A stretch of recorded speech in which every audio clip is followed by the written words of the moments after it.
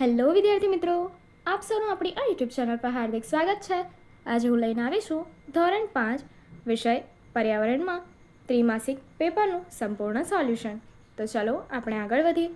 પરંતુ તે પહેલાં જો તમે આપણી આ યુટ્યુબ ચેનલને લાઇક, શેર અને સબસ્ક્રાઈબ ન કરી હોય તો જરૂરથી કરજો. પ્રશ્ન એ, નીચેના વિકલ્પમાંથી સાચો વિકલ્પ પસંદ કરીને તમારે જવાબ આપવાનો છે. પહેલું, કીડીઓ કઈ ઇન્દ્રિય દ્વારા એકબીજાને ઓળખે છે? જવાબ છે ક, સૂંઘવાની. બીજું, સાપ કઈ રીતે અવાજ અથવા ધ્રુજારી સાંભળે છે? જવાબ, ચામડી દ્વારા. ત્રીજું, કયા પ્રાણીને શિકારી પ્રાણીઓથી બચવા માટે શરીરનો રંગ બદલવાની ક્ષમતા હોય છે? જવાબ છે ક, કાચિંડો. ચોથું, ખોરાકને લાંબા સમય સુધી સાચવવા માટે શું કરવું જોઈએ? તો જવાબ છે ડ, ઉપરના તમામ એટલે કે કાચની બરણીમાં રાખવું, ફ્રીજમાં રાખવું, અથાણું બનાવવું. 5, કઈ વસ્તુ ફ્રીજમાં રાખ્યા વગર પણ 2-3 દિવસ સારી રહે છે? જવાબ છે ક, ડુંગળી બટાટા. છઠ્ઠું, પૃથ્વી પર પાણીનો મુખ્ય સ્ત્રોત કયો છે? જવાબ છે ક, વરસાદ. 7મું, પાણીનો બગાડ અટકાવવા કઈ આદત સારી છે?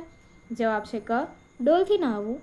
8મું, કયા પ્રાણીનો ઉપયોગ પહેલાંના સમયમાં સૈનિકો અને રાજાઓ કરતા હતા?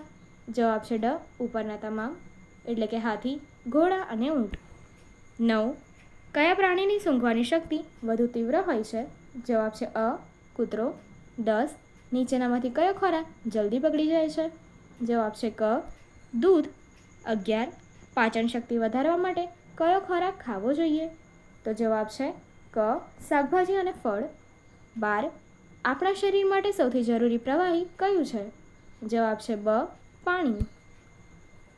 આગળ પ્રશ્ન 2, ખાલી જગ્યા પૂરવાની છે. પહેલું, કીડીઓ જ્યારે ચાલતી હોય ત્યારે જમીન પર ખાલી જગ્યા છોડે છે. તો જવાબ છે સુગંધ અથવા ગંધ.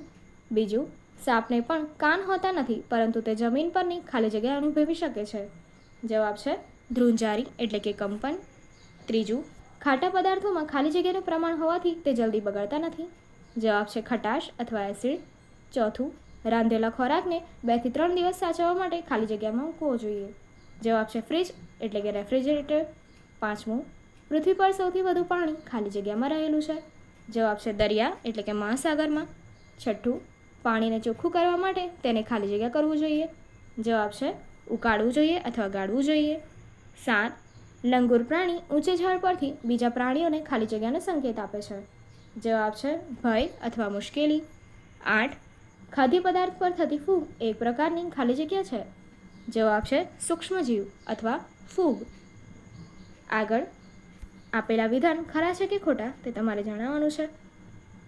પહેલું, હાથીને તેના મોટા કાનને કારણે સાંભળવાની શક્તિ ઓછી હોય છે. વિધાન ખોટું છે. હાથી મોટા કાનથી ખૂબ ઝીણો અવાજ પણ સાંભળી શકે છે. બીજું, પાપડને ભેજવાળી જગ્યાએ રાખવાથી તે લાંબો સમય સારો રહે છે. વિધાન ખોટું છે.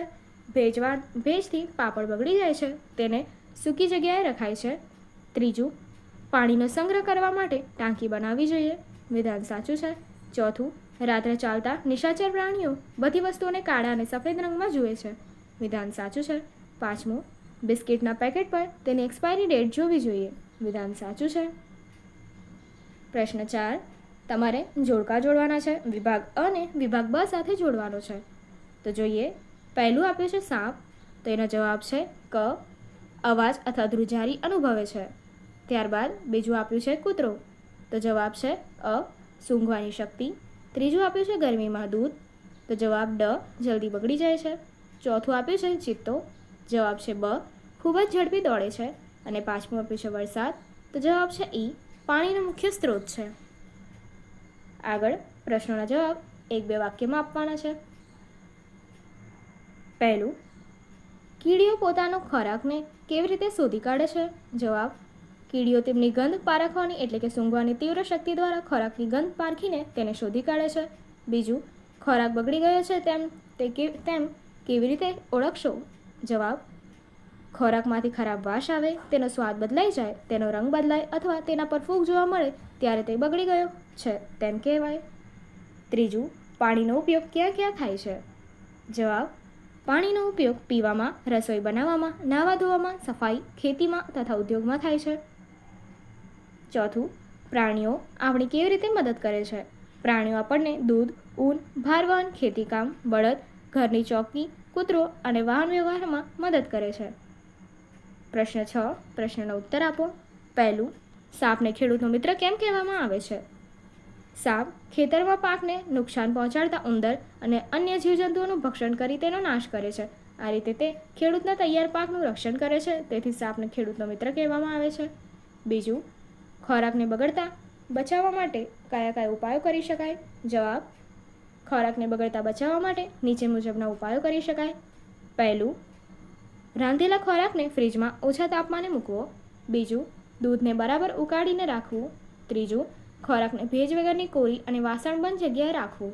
ચોથું, અથાણાં, મુરબ્બા વગેરેમાં મીઠું, તેલ કે ખાંડ જેવા કુદરતી સંરક્ષકો ઉમેરવા.